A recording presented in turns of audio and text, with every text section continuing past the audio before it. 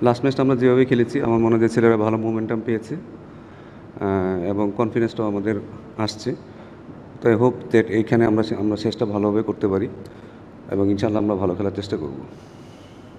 এই মোমেন্টে তো আসলে নতুনভাবে ভাববার আসলে কোনো সুযোগ নেই। আমরা যে প্ল্যানে খেলতেছি সেভাবেই খেলার চেষ্টা করব। বাট হোপফুলি আমাদের মিডল অর্ডারে ক্লিক করলে হয়তো আমরা আরও ভালো খেলতে পারবো। বাট আমার মনে হয় যে এই মুভমেন্টে আমাদের খুব বেশি চেঞ্জেস আসলে নাইও করার মতো, অপশনও নাই বাইরে। কারণ আপনারা হয়তো প্রথম ম্যাচের কথা অনেক কথা বলতেছেন, আসলে আমাদের বেঞ্চে তো আসলে ওরকম প্লেয়ারও মিডল অর্ডার প্লেয়ার ছিল না। যে একটা ব্যাটসম্যানই ছিল সেটা নাইম ছিল, এছাড়া আমাদের আসলে কাউকে খেলানোর মতো অপশন ছিল না, জাকির ইনজুর ছিল। তো আমাদের যেই স্ট্রেংথ আছে সেই স্ট্রেংথে আমরা যাব। একটা যে আইডিয়াল আমি বলবো না, বাট প্রত্যেকটা টিমের কিছু না কিছু প্ল্যান থাকে। সো সেই প্ল্যান অনুযায়ী আমরা গিয়েছিলাম।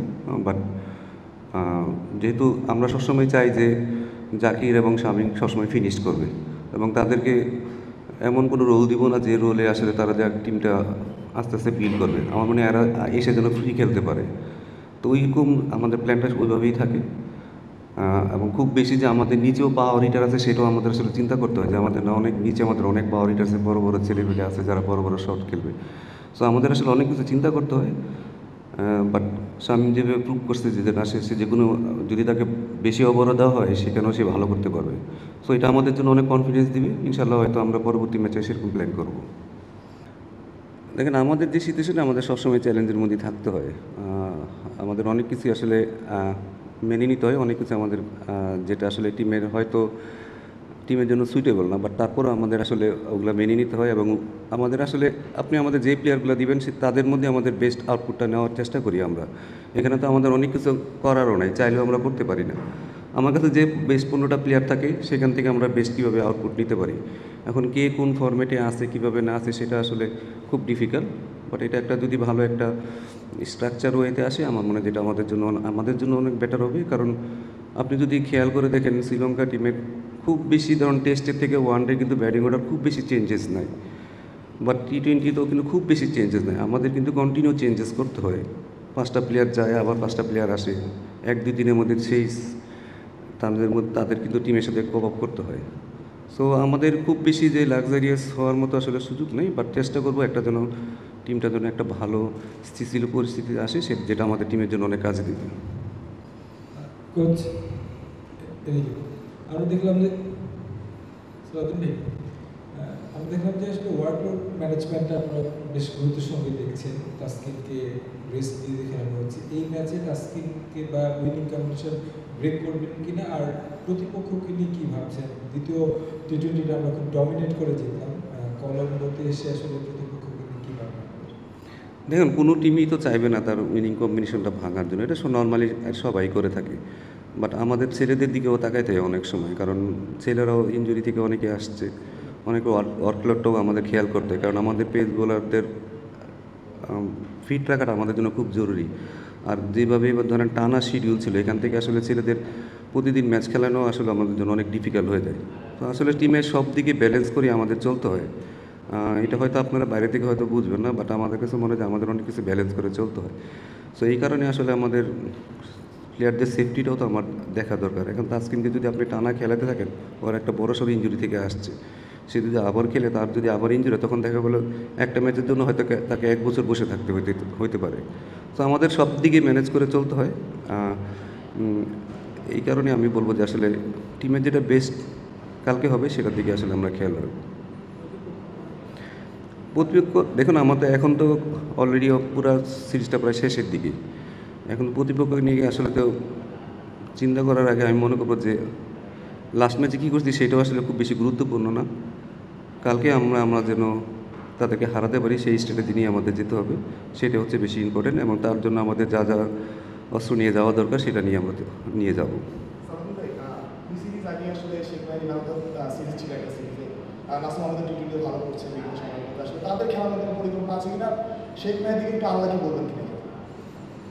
আমি আপনাদের একটা আবার বলি যে দেখেন, আমাদের অনেক কিছু লাক্সারি করার মতো আসলে সুযোগ থাকে না, এটা আমাদের বুঝতে হবে। আমাদের অনেক সময় ব্যাটসম্যান শর্টেজ হয়, অনেক সময় বলার শর্টেজ হয়ে যায়। ধরুন সাকিব যখন ছিল তখন হয়তো আমাদের সেই লাক্সারি করার মতো সুযোগ ছিল, একটা এক্সট্রা বলার খেলাতে পারতাম, একটা এক্সট্রা ব্যাটসম্যান খেলাতে পারতাম। তো টিমের স্ট্রেংথের অনুযায়ী আমাদের আসলে সবসময় চলতে হয়। সো সেইভাবেই আসলে আমরা টিম সেট আপটা করি। আমরা জানি যে নাসিমরে খেলাইলে হয়তো আমাদের বেনিফিট হতে পারে, বাট তখন হয়তো আপনাকে তবে রিশাদকে বসাইতে হবে অথবা অন্য কাউকে বসাইতে হবে। তো সব দিকে ব্যালেন্স করে টিমের অপোনেন্টের উপর ডিপেন্ড করে আসলে আমাদের টিমটা সবসময় করতে হয়। তো এইখানে যেহেতু আবার ব্যাটিংয়ের দিকে আবার তাকাইতে হবে যে আপনার ব্যাটসম্যান কতগুলো আছে, কীভাবে আছে, কেউ ফর্মে আছে কিনা, অফ ফর্মে আছে কিনা, সেটার উপরে আসলে টিমের অনেক কিছু চলতে হয়। তো এই কারণে আমি বলবো যে আসলে যেটাই আমরা করার চেষ্টা করি আমরা সবাই মিলেই করি এবং চেষ্টা করি যে আসলে বেস্ট পসিবল 11 কাকে খেলানো যায়, যেটা দিয়ে আমাদের আসলে রেজাল্ট আসা যায়। সালাউদ্দিন ভাই, মানে ক্রিকেট শ্রীলঙ্কার সাথে রাইভালরিটা শুরু হলো মূলত আমাদের নিদাস ট্রফির মাধ্যমে, এবং এই ভেন্যুতেই নিদাস ট্রফিতে আমরা শ্রীলঙ্কাকে দুবার হাতে পেয়েছিলাম। এই বিষয়গুলো নিয়ে কিছুটা মানে অনুপ্রেরণার মতো কাজ করে কিনা ক্রিকেটারদের, এগুলো নিয়ে আলোচনা হয় কিনা অন্তত ড্রেসিং রুমে কিংবা নিজেদের মধ্যে? দেখুন, অনুপ্রেরণা সবসময় আসলে আপনি যখনই ভালো খেলবেন, জিতবেন, তখনই আসলে অনুপ্রেরণা বেশি আসে। তো আমার মনে হয় যে লাস্ট ম্যাচটা আমরা যেহেতু ভালোভাবে খেলেছি, ভালো ম্যাচ জিতেছি, আমার মনে হয় যে সেটা একটা বড় অনুপ্রেরণা। হিস্ট্রিতে কী করছি সেটা আসলে খুব বেশি ম্যাটার করে না। আমি এজ এ কোচ আমি কখনো চিন্তা করি না হিস্ট্রি কী করেছি, কারণ কালকে যদি খারাপ খেলি তাহলে আমাদের খারাপই হবে।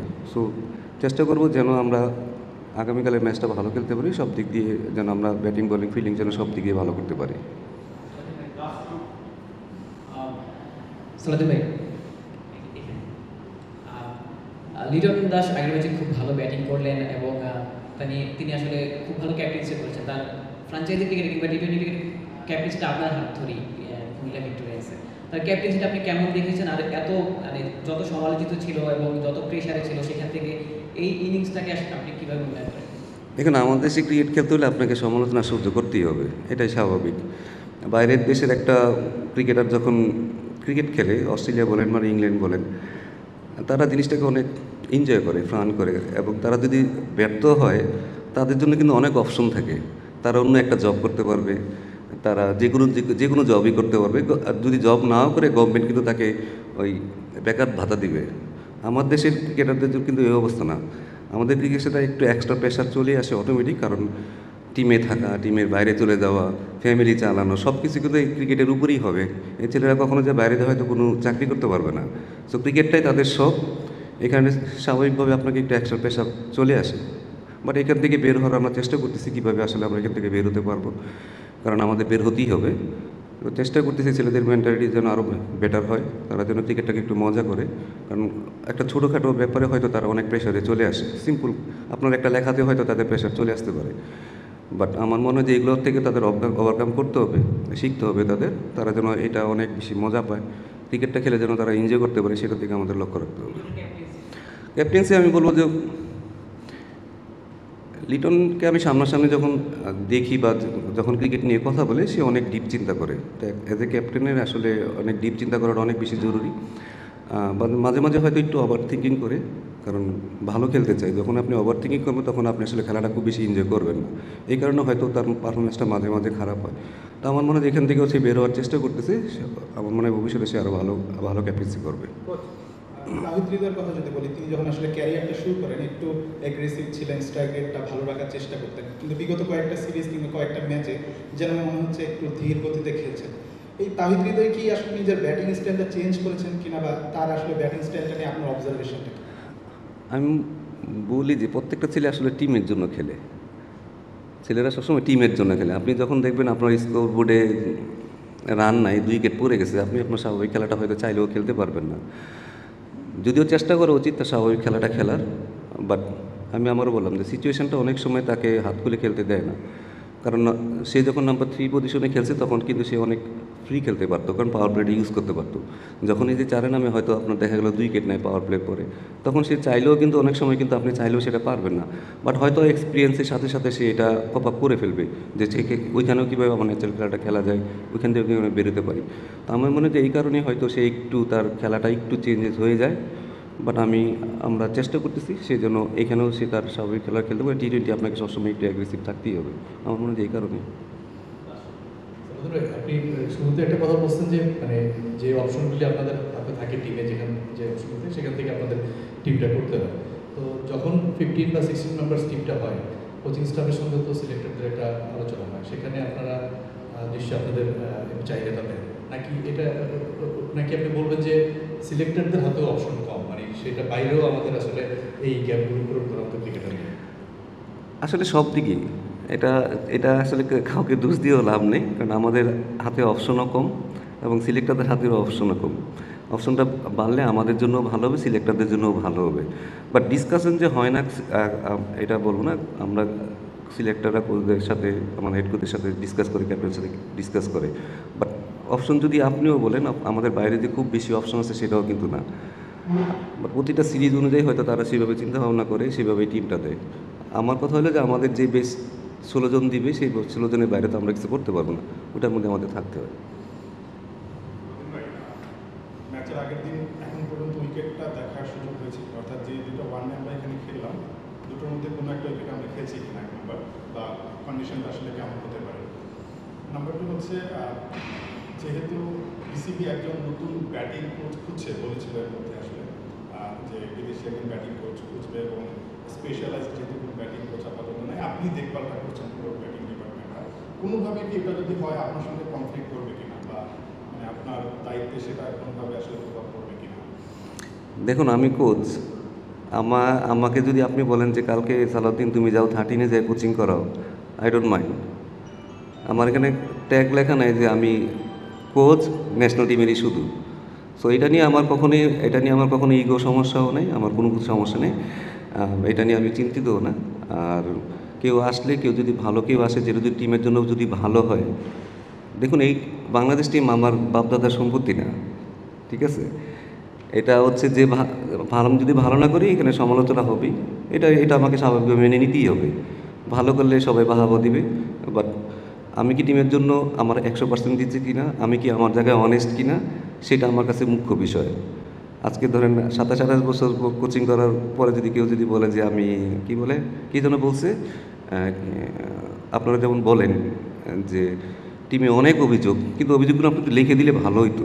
বলে দিলেন পাবলিকলি, আপনি কাউকে একটু বলে দিলেন, সেটা কিন্তু আসলে আপনাকে তো এভিডেন্স দিতে হবে, ঠিক না? আপনাকে এভিডেন্স দিলে সেটা ওই কোচের জন্য ভালো হইতো যে আমি যদি ভুল করে থাকি আমি ওই জায়গাটা শুধরাবো। বাট আপনি একটু লিখে দিতে পারেন না। বাট আমি জানি আমি আমার জায়গায় 100% অনেস্ট কিনা। আমি হয়তো ভালো কোচ নাও হতে পারি, ঠিক আছে? আমি যদি ভালো না হয় আমাকে বোর্ড আমাকে সরাই দেবে, কোনো সমস্যা নেই। বাট আপনি কখনো কাউকে কোনো কিছু জাস্টিফাই না করে যদি আপনি কাউকে লেখেন, এটা আসলে ঠিক না। এটা মানুষের আসলে আপনি কি জানেন কি লোকটা অনেস্ট কি অনেস্ট না, সেটা জেনে তারপরে আমার মনে হয় লেখা উচিত। এটা শুধু হয়তো আমি মেন্টালি অনেক স্ট্রং আছি, অনেক দুর্বল মানুষ কিন্তু হয়তো পড়ে দিতে পারে। আর আমার এমন না যে আমার এখানে চাকরি করতেই হবে, আমার অনেক কিছু করার আছে। সো আর এখানে আমি নিজের ইচ্ছাও আসিনি যে আমি চাইছি আমাকে চাকরি দেন, আমি এখানে চাকরি করবো, এমন তো কিছু না। টিমের ভালোর জন্য আমার যেটা মনে হয়, টিমের বেস্ট যেটা মনে হবে, সেটা যদি সামান্য পরিমাণে যদি কিছু চেঞ্জ করা যায় তাহলে চেঞ্জ করার চেষ্টা করব। বাট এটাতে যদি খারাপ ভালো বলতে কেন, আর আমাদের তো এরকম লাক্সারি করারও কিছু নাই। টিম তো রেগুলার হাঁটতেছে, এর মধ্যে ফেভারিজম করে আমি কী লাভটা পাবো আপনি আমাকে বলেন।